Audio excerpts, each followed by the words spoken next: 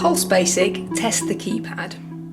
The keypad membrane on a Pulse keypad is a replaceable, consumable part because it can be subject to wear and tear.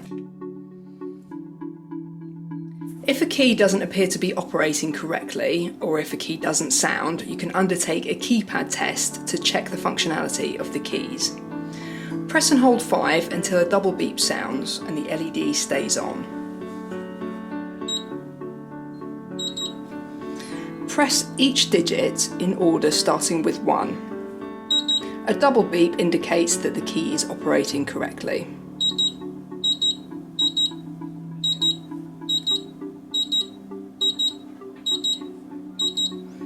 When complete, the LED goes off. It's not necessary to test the arrow or OK keys.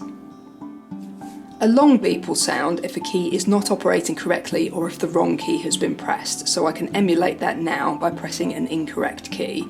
So I'll press and hold 5 to start the procedure, and then instead of 1 I could press a 0, and a long beep sounds because the lock is expecting a 1 to be pressed at that point. If a key is not operating correctly, please contact your safe supplier or a safe engineer who can change the membrane for you.